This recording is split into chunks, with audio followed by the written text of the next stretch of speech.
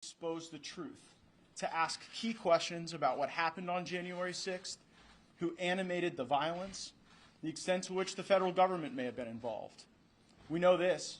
January 6th last year wasn't an insurrection. No one has been charged with insurrection. No one has been charged with treason. But it very well may have been a Fedsurrection.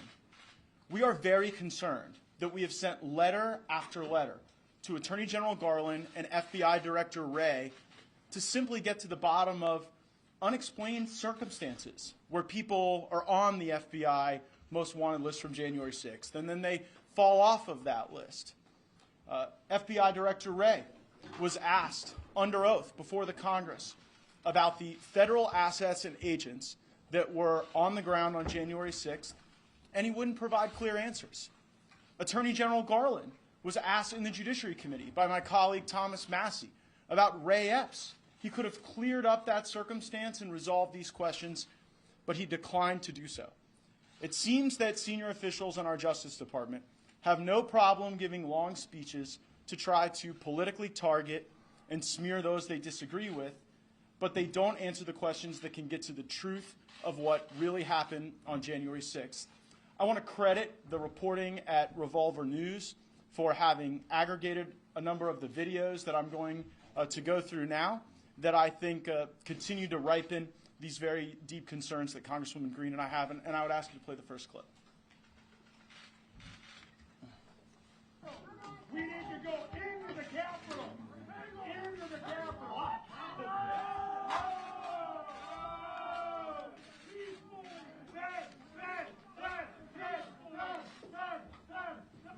I don't even like to say it because I'll be arrested. Well, let's not say we need to go. I'll say it. All right. We need to go into the Capitol. We need to go into the Capitol. I didn't see that coming. Okay. Monument Hill.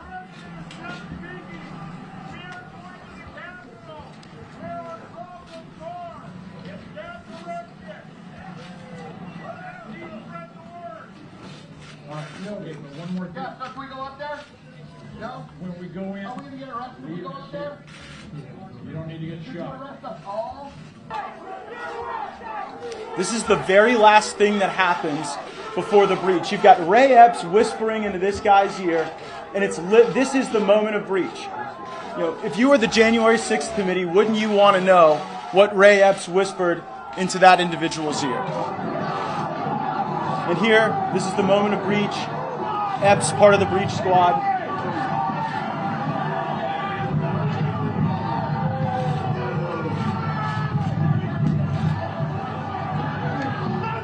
So, I mean, this is just the information that has been pieced together by citizens, by small media outlets. Imagine if we actually had the powers of the January 6th committee, the powers of the federal government to understand why Ray Epps, the evening of the 5th, is out telling people dispassionately, professionally, with laser focus that the objective is to enter the United States Capitol building. And then on the 6th, it's not the Proud Boys who engage in the initial breach.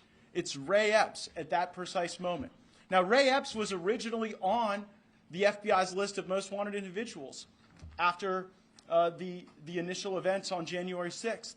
But then the day after, Revolver News publishes an explosive report about Stuart Rhodes, who's involved with the Oath Keepers, then all of a sudden Ray Epps' name falls off the list. We've sent letters asking questions about that unexplainable circumstance, and the FBI and the Justice Department have given us no illuminating information. But it wasn't just Ray Epps who appears to be on video animating violence this day in the absence of consequence. Please play the next clip.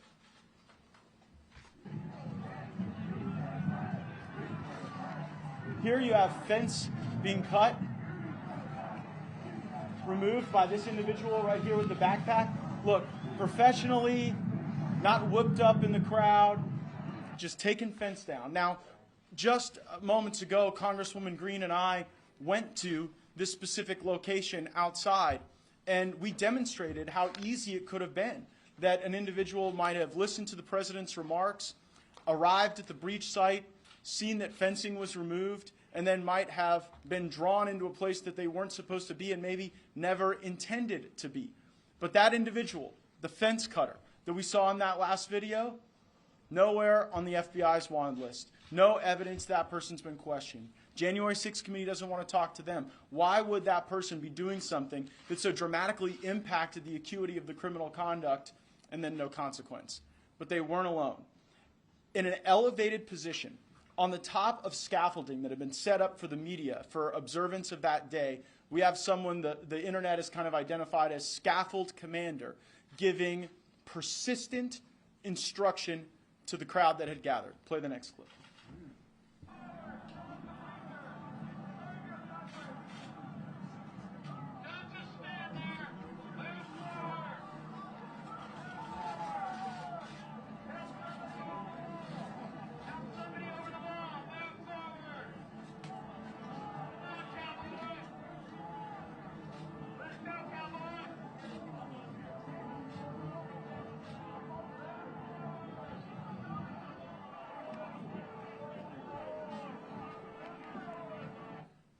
And the next clip, I believe, is also.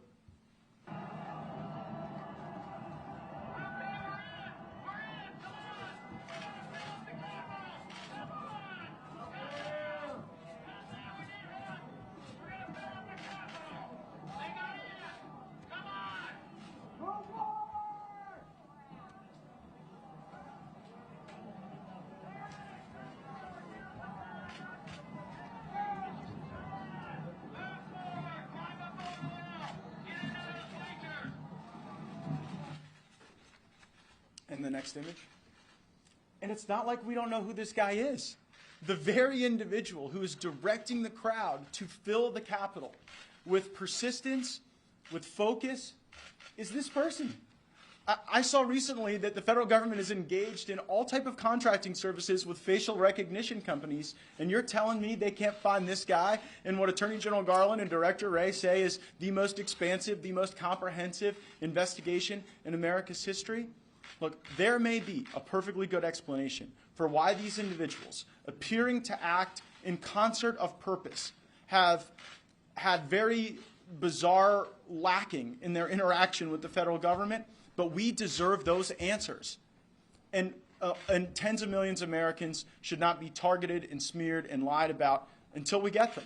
Congresswoman Greene and I were not on the grounds this day. We did not speak at the ellipse this day because she and I had a very specific focus for the debate. Congressman Jordan was preparing to lead a floor effort where different teams would present affidavits and evidence and legal precedent and would review judicial rulings that we thought missed the point of jurisdiction. We were ready to go make those arguments on the floor, on television, for all of America to see as part of our objection to electors from states that we did not believe ran clean elections. We wanted to point out the unilateral changes that occurred in election law that we thought were unconstitutional and illegal. And Congresswoman Greene and I were working together specifically on the state of Michigan.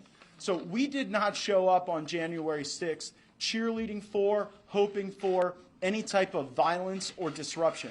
To the contrary, we wanted to follow the constitutional process to be able to make our arguments, and unfortunately, that was the true disruption of what occurred on January 6th. I mean, Joe Biden's certification still occurred on January 6th, but we were deprived of the opportunity to make our argument to the country about election integrity. And that is the very same constitutional process that was contemplated when Jim McGovern, the Democrat chairman of the Rules Committee, literally got up and objected in 2017 to the state of Alabama, a state that Donald Trump won by over 40 points. So when they do it, they're making a principled point, and when we do it, they try to smear us and tens of millions of Americans as insurrectionists. And that's why Marjorie and I are here today, because we did not want the Republican voice to go unheard, and we did not want today's historical narrative to be hijacked and captured by those who were the true insurrectionists. Congresswoman Greene? Thank you very much. And I think that's an incredible point that Congressman Gaetz just made. It's very important for the Republican voice to go to be heard today, because it's the Republican voice and the Republican voter and the Trump supporter that has been smeared constantly over this past year. I want you all to know that on January 6th, I was very upset with what happened that day, and it was because it completely interrupted the work that we had worked very hard on all throughout Christmas, preparing for January 6th to object on behalf of Americans that felt their votes had been stolen. And I think it's important to recognize that our own Federal Election Commission has an error rate by law that is 0.0008%. And it's important to point out that elections are very serious and they're taken that way by all Americans. Don't forget that Bernie Sanders felt that his election was stolen by Hillary Clinton. Don't forget that Hillary Clinton forgot that her election was stolen. And I'll tell you, being from Georgia, Stacey Abrams still thinks she won in 2018, and she's running again. But here's some things that we do need to discuss. You know, I'm one of those people, and I'm not shy to tell you, I don't trust our government. And that's another reason why I ran for Congress, is because I felt like it's our government that is screwing everything up for the American people. But after what we've seen on January 6th and the videos that Congressman Gaetz just walked through, I can tell you right now I don't trust our government even more. When I went through the D.C. jail, I'll tell you who I did not see. I did not see Ray Epps. I didn't see him in there wasting away for months on end, being denied his due process rights, being denied the ability to see his family, to get medical treatment, to get a haircut and shave. I didn't see him in there. You know who else I didn't see? I didn't see a man named John Sullivan, a man that has participated in Antifa, BLM, riots, and the whole entire movement, but then all of a sudden decided to be a Trump supporter on January 6th. The same guy that was in the Capitol and filmed Ashley Babbitt's murder and then sold his videos to media outlets. He's not in the D.C. jail under Deputy Warden Kathleen Landerkin. So I think we have a lot of questions to ask, and the people that should be answering the questions is our FBI and our Department of Justice. I want to point some things out to you all. With the U.S. Capitol riot, there is over 725 arrests that I know of, and only one case has been dropped. For BLM Antifa riots, there were over 16,240 arrests, and over 90% of those cases have been dropped. What's the difference there, everyone? I'll tell you. For the BLM Antifa riots and violence, the victims were the American people and communities and cities all across our country. But on January 6th, you know who the victim was? It was the Capitol and the members of Congress inside. My question is this: why is this Congress obsessed with itself and cares nothing about the American people? This is a two-tiered justice system that should never exist in our country, and I'm fed up with it, and so are Americans all over the country. Now, let's talk a little bit more about the FBI. They have quite a history of doing things. Remember, in Governor Whitmer's kidnapping plot, I can tell you that we know there were 12 FBI informants involved in that group, and we don't know how many federal agents were involved. Don't forget about the Bundy Ranch affair, where there were 15 FBI informants involved, and we don't know how many actual agents. But we can go back further. Another example would be in 1968 at the Democratic National Convention, where there were 10,000 protesters, and 1 out of 6 were federal undercover agents. You do the math, and that's approximately 1,600 federal agents at this protest in 1968 at the Democratic National Convention. Here at the Capitol security breach, we don't know how many federal informants, FBI agents of people in other agencies. We don't know those numbers because we have a January 6th committee that is unwilling and refusing to ask those serious questions. Now, what is our FBI doing? And why is the Department of Justice going along with it? And I think the question that really should be asked is an informant also involved in making the plans for these types of things and violence and a security breach at the Capitol? Are they just an informant sitting quietly in meetings and listening to plans? Or are they actually taking part in planning these things? I think we can see, and it's very obvious with the videos that we have just seen today, that Ray Epps definitely organized and told people to go in and incited people to do the breach of the Capitol, but yet he has not been charged. So there's a lot to be answered for. Now, we have Christopher Wray of the FBI and Merrick Garland of the Department of Justice, who we see are currently going after everyone involved, and they seem to think that this is the biggest investigation that they've ever needed to undertake in United States history. Well, you know what I think needs to be the biggest investigation in United States history is what is going on at the FBI and what is happening in the Department of Justice. And the American people deserve those answers because it's the American people and the taxpayers that pay for all of it. Now, I don't want to have anything to do with a government that is going to be so obsessed with overturning regime change in our own country when it should be serving the American people, protecting their constitutional rights and individual freedoms. Now, that's not something that should divide people by political parties. I think that's something that should bring people together. So I think that going forward with the January 6th committee, when Republicans take back the House, as we all are upset about any type of violence and riots in this country, we should have a January 6th committee that looks for the truth instead of protecting its own and working on its own political goals. And when we talk about elections in our country, we need to make sure that they're safe and no one's vote gets stolen, and that ID is shown to vote, and that they don't use riots to achieve some sort of legislation. Because if Democrats cared about riots, they would have cared about the Antifa BLM riots all over the country in 2020. They would have worked hard and demanded that they stopped. But instead, they promoted them. And even Ilhan Omar, a member of Congress, and our sitting Vice President Kamala Harris posted bail bond links bailing out rioters so they could go back and do it again on the streets. Now, while Republicans are being attacked and the Democrats are attacking people and calling in with subpoenas, subpoenaing their phone records and banking records, I think it's very important to point out you haven't seen Republicans bailing out rioters, as very much matter-of-factly and sadly so. Hardly any Republicans have paid attention to the people that are being held months on end with no one caring about them, their families being left to defend themselves and pay for attorney bills, and they're wasting away in jail.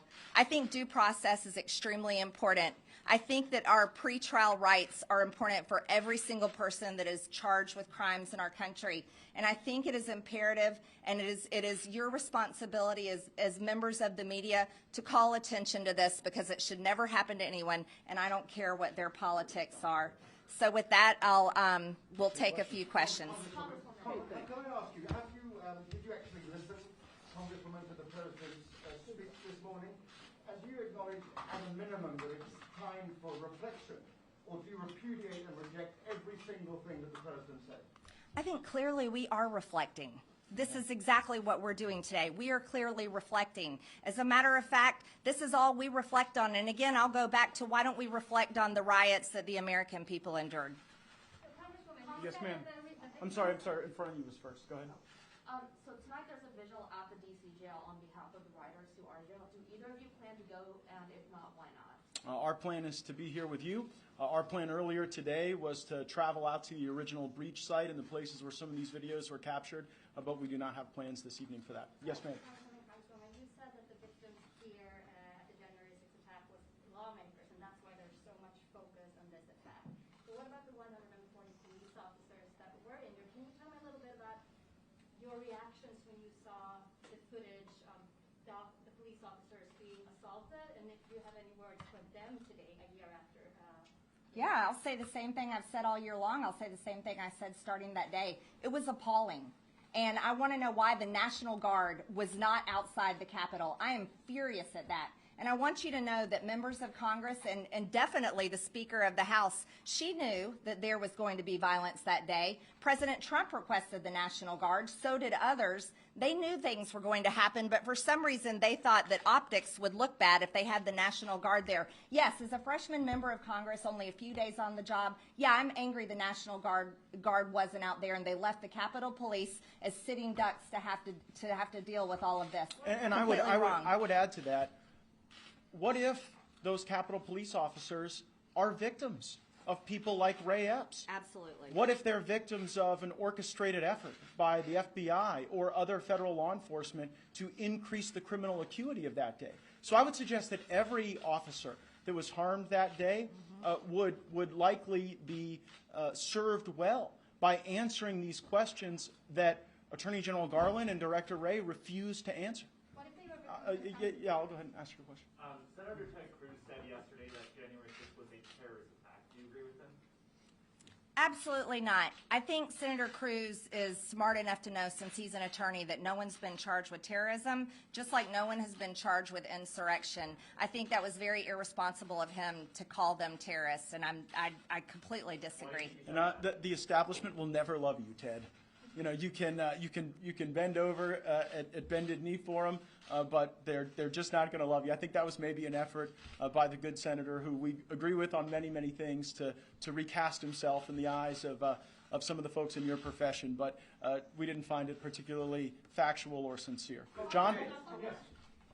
What I heard Senator Cruz say was that he said the Democratic Party wants all Republicans to be seen as terrorists. That's what I heard when I spoke to him. But I wanted to ask you about the Attorney General. He had a press conference in which said the Justice Department remains committed to holding all January 6 perpetrators at any level accountable under law, whether they were present that day or otherwise criminally responsible for the assault on our democracy. We will follow the facts where they lead. What do you make of that press conference, the Attorney General speaking out the day before January 6th? It was very frustrating for me as a member of the Judiciary Committee, because the Attorney General wouldn't answer Congressman Thomas Massey's direct question about where the facts and the law led. We're worried that this might not be a crime so much as it is a cover-up in some circumstances as it relates to some people. And it is challenging constitutionally to deal with the fact that you may have had Department of Justice and FBI assets and informants really increasing the degree of criminality on this day. And who's supposed to look into them? Well, the Congress is. And there was likely a time, John, when I believed that the Republicans should disband this January 6th committee the moment we take power after the 2022 elections. But increasingly, I'm of the view that we have to convert it to a proper purpose to follow the facts and the law when the Department of Justice has not been forthcoming when members of Congress have asked questions under oath. Mr. Gaetz, do you think there would have been no riot if there hadn't been federal officers somehow involved in the crowd? That is the operative question. And if you note, I would point you to, hold on. I would point to the video that we just showed. I would say take these videos and present them to the skeptics and show them Ray Epps at the moment of breach. There was no breach prior to the video that I showed you, that initial video. And so at the moment of breach, you have Epps instigating, pushing, directing, describing exactly what should happen. I think that the question you asked is the operative question, and unfortunately the January 6th committee seems to be focused on everything else. You're saying the federal government caused the riot? I do not believe that there would have been the same level of criminal acuity on January 6th of last year, but for the involvement of the federal government. I don't think there would have been a kidnapping plot of Governor Whitmer without the involvement of the federal government. And increasingly, we are starting to see pattern recognition, where the federal government inserts themselves into these organizations through assets, informants, at times possibly agents, and then those people become not spectators or witnesses to those events, but they become the very animators of those events. That seems to be precisely the evidence that I just showed you regarding Ray Epps. I'm sorry, let's let everybody get one before we go back. Yes? Just to zoom out on Arthur's question, your theory of the case is that Donald Trump actually won the election. The federal government organized a breach of the Capitol to disrupt the results being challenged on January 6th. Oh, I think you've imputed a motive that I think we still have to investigate. Remember, what Congresswoman Greene and I are calling for is for Republicans to take power and utilize the January 6th committee to answer those questions as to motive. What I find very circumspect is in the face of this direct captured evidence, and when presented with direct questions under oath, we get obfuscation from the Attorney General and the FBI Director. That is very suspicious to us. We're not ready to try and convict anyone, but these are the operative questions, not whether or not there were coup plotters who wanted to formulate an argument for the floor of the House. But your working theory of the case that, as you said, you had these like offer of objections, they all got disrupted because the federal government set vision. there could be an alternate motive. The motive of the federal government may not have been to disrupt that debate, but to ensnare, target, and trash a political movement. We saw during the civil rights era, the Department of Justice, the FBI, insert themselves into the people around civil rights leaders that they were concerned about, that they thought were agitators, that they thought were communists. And then we saw those actions of some of those federal assets increase suspicion and basis for investigation. During the Russia hoax, we saw, the FBI not as a victim of lying Russians, but actually seeding those lies to justify their own action. And you see that through the spoken indictments of Durham. So this wasn't a one-off on January 6th. As Congresswoman Greene laid out, and as I've just laid out, we believe there's a pattern and practice where assets, agents, and informants of the federal government are central to the criminal activity, and but for their involvement, that activity would have been at a minimum at a lower acuity. Yeah, yes. Sure. What do you make of the fact that so few fellow Republicans are in D.C. today? I can't answer for them, and I think it's important to let them answer that question themselves. Unfortunately, Republicans don't seem to want to go into the truth like Congressman Gaetz and I are. We will not stand here and be lied about, and that's what's happening. We're watching it all over the news today, and we've seen it for the past year. I'm not one that's going to just sit there and take and duck and hide under cover when the mainstream media and the Democrat Party wants to label people and tell lies about us. We're here because we want to get out in front and say we think there's real questions that do need to be asked. Another thing is I'll never answer for someone else's motive on what they did on January 6th because I have no idea. The only thing that we cared about and we're working on, again, was looking into election fraud, and we were objecting and had worked very hard on the state of Michigan on behalf of those people that had signed their names at risk of perjuring themselves over what they had said they'd seen election fraud. I think that's extremely important. So as far as anyone's motive, and we're not going to defend people that broke laws on January 6th. I certainly don't want to do that. I don't like any riots, and I don't care what they're for. What I want to know is, was our government involved, and why? Why on earth would they do that? And if so, there's something that needs to be done about it. Yes, sir, in the back. Now that so many audits and other checks have been done, do you acknowledge that Joe Biden won the election and is the legitimate president? You want to know something? I've introduced 4 different sets of articles of impeachment. I think it's very clear that I think Joe Biden is the president. I mean, if I'm trying to impeach him, I think it's clear that I think he's the president. Yes, he was on January 6th. His electoral college votes were confirmed, and he was sworn in later on in January. I think that's a silly question to ask. Yeah. What do you think of President Biden's new direct tone today in his speech, putting blame directly on Mr. Trump for January 6th? Well, he didn't even say his name. When I blame people, I typically use their name, so I'd probably reject the premise of the question. But following on from that metaphor that he used, that Donald Trump and his supporters by implication were holding a dagger to the throat of American democracy. What was your reaction to that? Ludicrous. We are here to vindicate our democracy, to ensure that people in the national security apparatus don't delegitimize, target, abuse, and torture an entire political movement of tens of millions of Americans. I also don't think it was a particularly new tone. It sort of seemed like the normal speech in decline for a man in decline. Yes, ma'am. Following up on Ted Cruz's comments, I've seen some pushback to not even calling January 6th a terrorist attack, but just an attack by itself from much of what I consider the face of the right. Are you worried that there are people who don't understand the severity of what happened as far as the violence? Oh, well, we're worried there are a lot of folks who don't understand the severity of what happened, particularly if it was so severe that it was being animated and encouraged by assets of the federal government. That would be a far greater scandal than anything that the Democrats have talked about or even that other Republicans have talked about. Congresswoman Greene and I have acknowledged from the very beginning of this day to our time out at the breach site that we oppose violence, that this was a violent day, that it was not a good day, that it's not a day we are celebrating, and we condemn political violence in all of its forms, full stop. So what is your message to the people that say, well, January 6th, people just walked into the Capitol and took a look around? I say say we need to release the over 14,000 hours of videotape that the American taxpayers pay for. You know who pays for this building? The American taxpayers. They pay for those video surveillance cameras, and they own the footage. If there's nothing to hide, release it.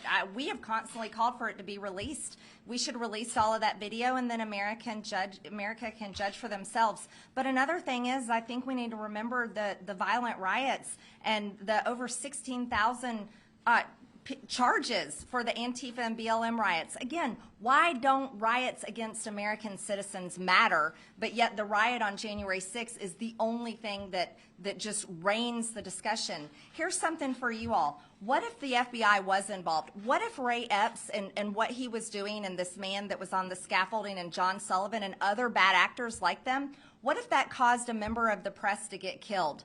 What would you all be saying about that?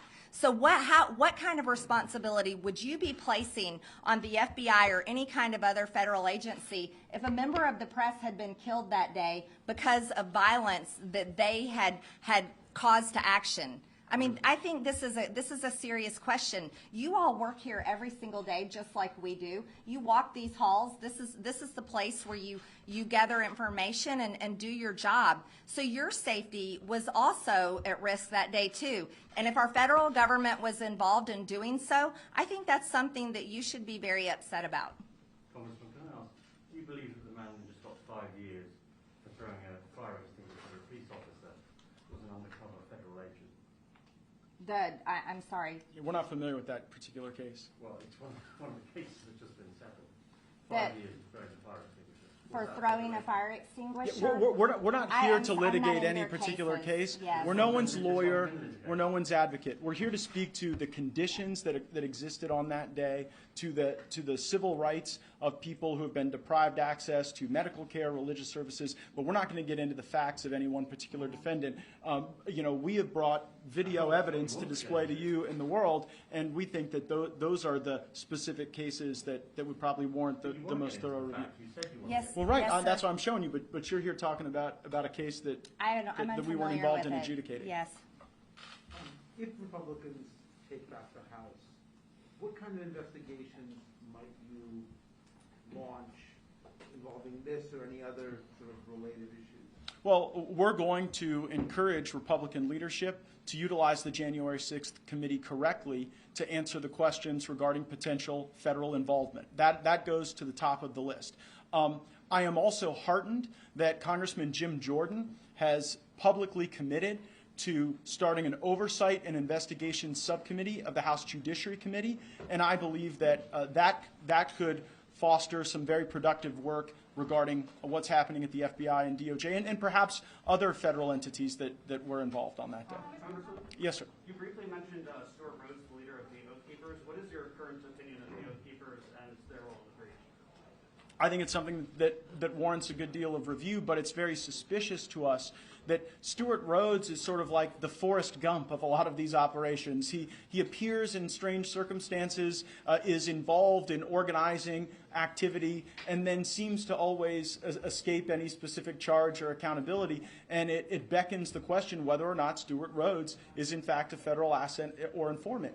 And we would like a direct answer to that question. I mean, Ray Epps and Stuart Rhodes were part of the same organization. The Epps video is very compelling, and we think the Rhodes case is also warranting a further inquiry. What do you say? Yes, sir, Brian? As we sit here right now, what is the next step for the January 6th detainees?